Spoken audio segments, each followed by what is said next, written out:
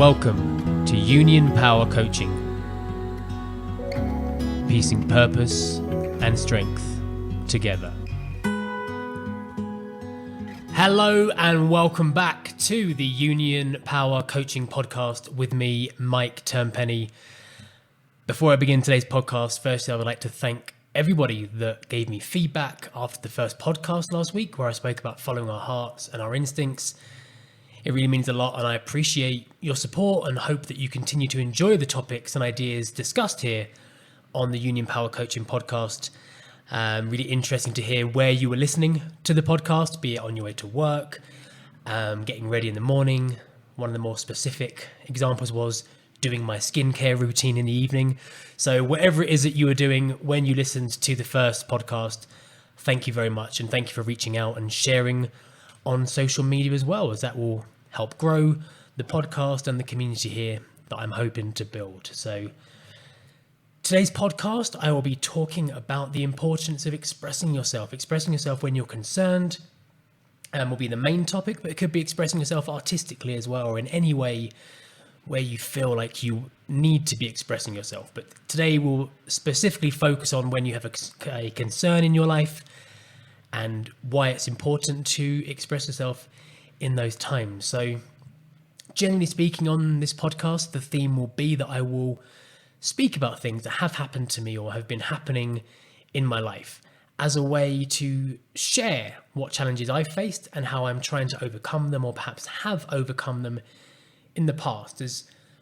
I think it's amazing really when you hear someone speak from a first-hand perspective, you then realize, oh wow, like I've experienced that, and I now feel like I'm less alone when I go through those type of challenges. And we instantly relate to those people and feel like our struggles become easier to manage because we know that other people have been through them or are going through them, and they too have overcome and are finding their own ways to overcome their struggles. So can you think of an instance, like right now, wherever you are, if you're doing your skincare routine or whatever you're doing, can you think of an instance like that where you have felt whatever is happening in your life, whatever you're battling, where you felt like I'm the only person going through this and I don't know how to deal with it? But then you've heard somebody, whether it's someone close to you or whether it's a stranger, maybe it's someone on the bus you hear talking to a friend on the phone about their problem, and you realize, wow, like they're going through the same thing or a similar thing to me. And it's like instantly a load of bricks are removed from your shoulders. So can you think of a time that's happened recently or in the past? And let me know in the comments on YouTube, or tag me on social media at Union Power Coaching, as I would love to know how you overcame your problems, as I too here am trying to grow. I too am trying to learn, as well as sharing my experiences. I want to learn from yours, as I believe that we learn and we grow together. So thank you very much. That would be awesome if you could do that. So over the years, much like anyone, I've had my fair share of ups and downs, and some have been bigger than others. And, you know, professionally and personally, these are some challenges that we all face, and I've definitely had my fair share of them, which will be a story for another time, I'm sure. But what I've learned and what I now try to do is know that it's okay to express myself to others when I'm in a tough spot. So very often I found that it isn't even always necessary that people that I share with understand my situation. The most important thing for me is to feel heard, because I really believe that when you verbalize something you're going through, there's an instant relief, and it's not always going to fix the problem, but just getting that problem out there verbally and feeling like someone has heard you can make all the difference in the world. So of course it's great when you can find that perfect person to speak with, who gets you, they can guide you. But at the same time, just from removing an issue from your mind does make a world of difference. And better yet, many times when I've expressed how I'm feeling, I actually realize that it isn't even that big of a deal. And I can't believe why I've been so bothered in the first place. So, you know, our mind is, after all, a very powerful thing. And if we leave something inside of it for too long, our ego gladly will amplify the gravity of it. It will grab a hold of that situation and make it seem like the end of the world. But really, very often in my case, and maybe for you as well, when you actually verbalize a problem, you realize, now that I've said it out loud, I realize that it's not a big deal. Or by verbalizing it, you realize, there is a solution to this. Like, I can do this now. I can fix this problem because I've actually expressed what the problem is. Otherwise, what happens is we build this tension inside of us and we become very agitated. And before we give ourselves the opportunity to actually express how we're feeling to people, we let it build and build and build. And we end up arguing with someone over something that isn't really important. Like, how many times have you done that where you've had an argument and then you've realized that was completely unnecessary? There was no reason for me to react like that or to take part. Not maybe you didn't react, but maybe you participated in an argument where you could have stepped away from the situation. So, an example of this could be like, like someone's a bit stressed, right? And you say to them, what time are you going to finish work today? And they say to you, I don't know, like, I don't know what time I'm going to finish. I've got loads of work to do. I'll leave when I can. Like, I can't rush. I've got too much on. And then you say to them, I was just going to offer you a lift home, or I was offered to, ride the bus with you. And then they realize, I guess I'm walking home. Because they reacted, because they'd been suppressing this anxiety, this tension, these problems they had, rather than sharing how they're feeling. They let it build and build and build, and they will react to the first thing unnecessarily. And this is what happens when we let this build. It builds and builds and builds, and then we realize, had I spoken about how I was feeling, had I shared this with someone, they could have helped me release this rather than me react for no reason about something else. So on last week's podcast, I spoke about following our heart and our instincts. And I spoke about having felt a bit lost recently and being on the wrong path, or perhaps on the right path, but not really moving in any direction, forward, back, sideways, nowhere. So that had been weighing on my mind a lot. So this had been building inside of me, where I was at risk at reacting negatively to anything that anybody said. Maybe just my own stress that I was not releasing was going to release itself, without me even being aware of it. And it was one evening, I was on the sofa in my house, and I was just trying to think about how I could improve my situation.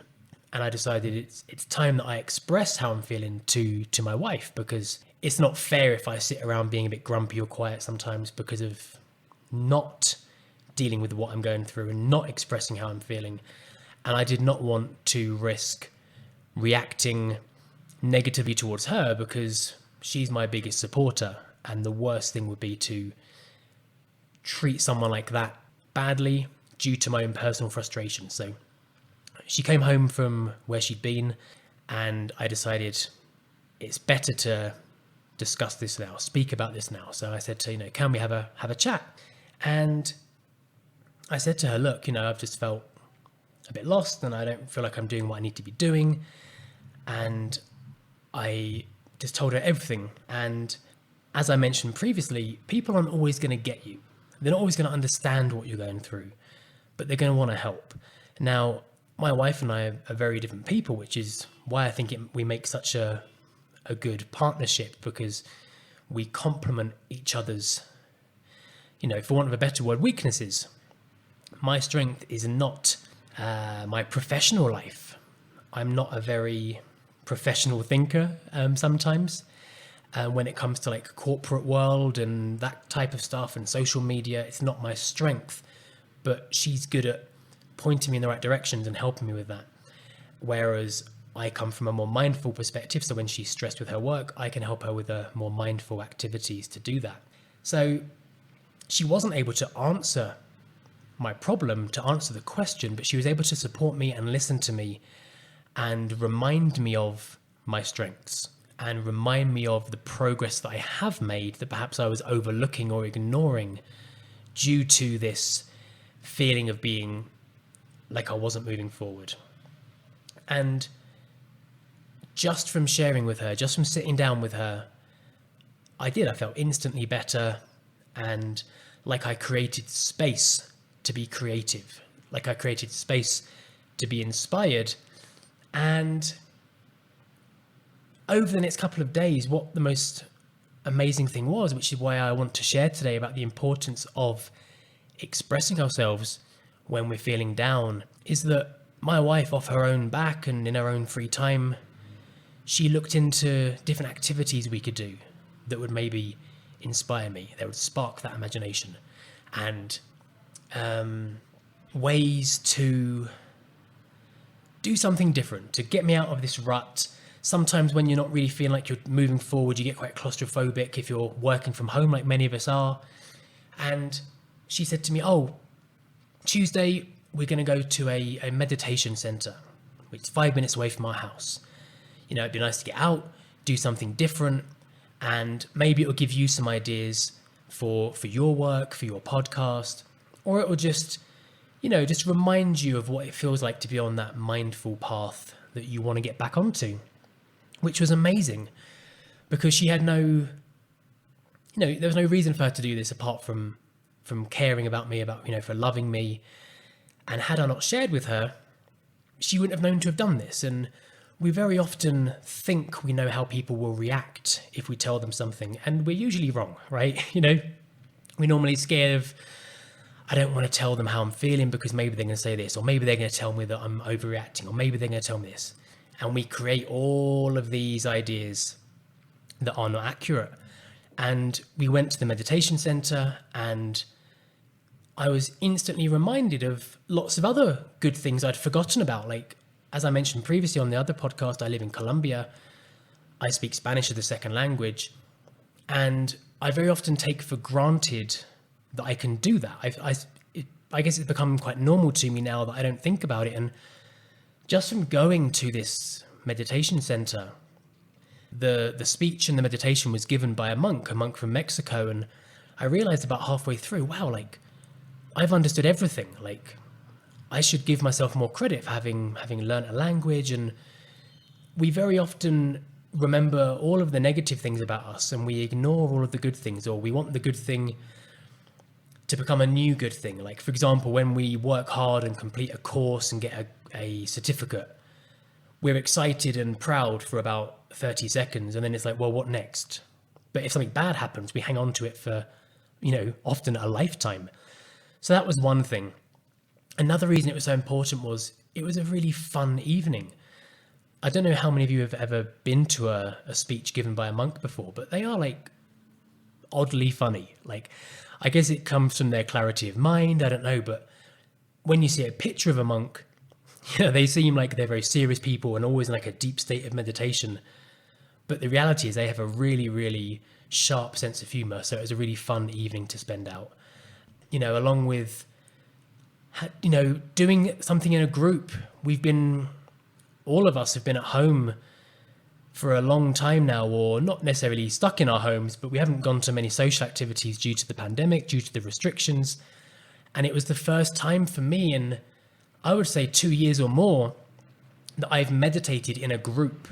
And it was such a powerful experience to do it in a group. I don't know how many of you have tried group meditations, if you've meditated at all. But for me, doing it in the group is always more powerful.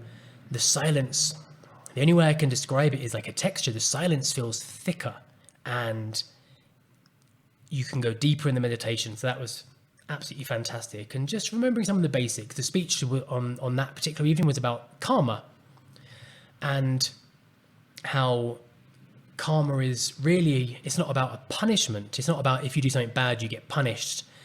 It's more about just generally if you get what you put out into the world. If you put good things out there, if you don't harm other people, you will receive the same things back. And as well as this, my wife arranged a massage at the weekend. She said, we've not been for a massage in I don't know how long. let's just go and relax. This weekend, let's just do lots of relaxing things. And she arranged a massage. Again, it was perfect. It was an amazing way to share time together, to disconnect. Going for a massage, it's kind of like when you go to the cinema, like these type of events where you have to turn your phone off and even leave it in another room. We're so connected all the time now to everything that we don't disconnect. So going for a massage, not only do you disconnect from the outside world, but you have to disconnect from your body because someone else is in charge. And I want to talk about this in depth in another podcast in the future about how we should let go of control more. But in this situation here with the massage, you're just handing yourself over. You're letting go and you're completely relaxing and letting go of everything. So that was a wonderful thing. And along with that, she also arranged a yoga class at a centre near our home. Because again, we've not been to a presential yoga class in so long. All of this reminded me of the importance of expressing myself, because my wife did all of these things to help me. She didn't do them, she enjoyed them, and which was great. It was nice to share those experiences together. But my wife generally wouldn't choose to go to a meditation center where a speech is given by a Buddhist monk and meditating in a group. I'm sure she'd choose to go for a massage. I think most people would. But it just reminded me that, wow, like when you express yourself, you give people the opportunity to help. And lots of people will surprise you. I wasn't surprised that my wife helped because she's my wife and we love each other. But maybe you'll express yourself to a colleague or, like a casual friend or even one of your best friends, but they'll still surprise you with the ideas they come up with to help you. And this was a really, really important few days for me, just to remind me that there is a lot of good out there, and when we're feeling lost and feeling like we can't express ourselves, when we do, there are a lot of ideas that will come back towards us. And in this situation, my wife really helped spark my imagination. She knows what my goals are. She knew what would be in line with my goals to help me get back on that track and feel like I was moving in some direction, whether it's forward, backwards, sideways.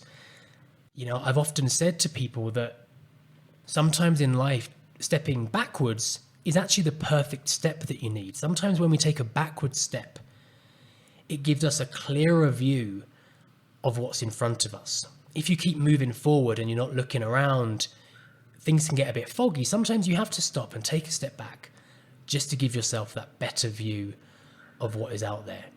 So here are 5 take-homes from today's podcast, 5 take-homes on how and why we should express ourselves to those around us. So number 1, we need to remind ourselves regularly that we are not the only ones going through a problem.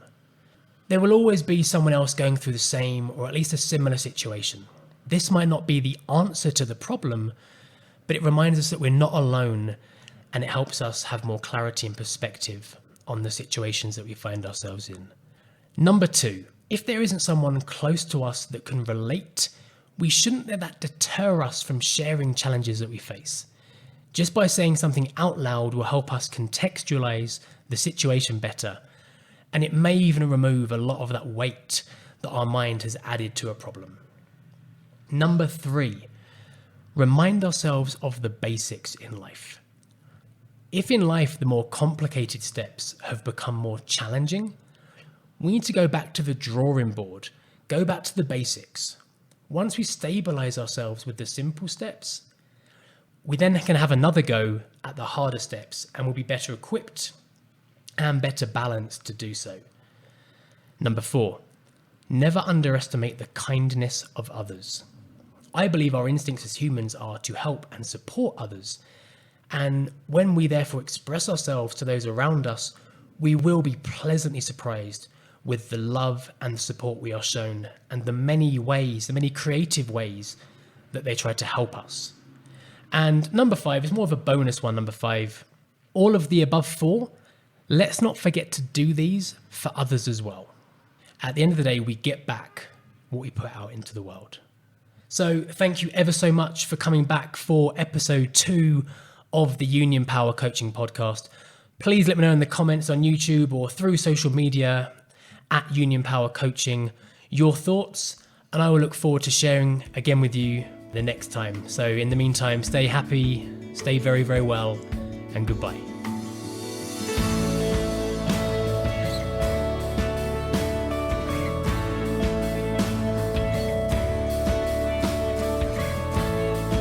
For more information, please visit unionpowercoaching.com.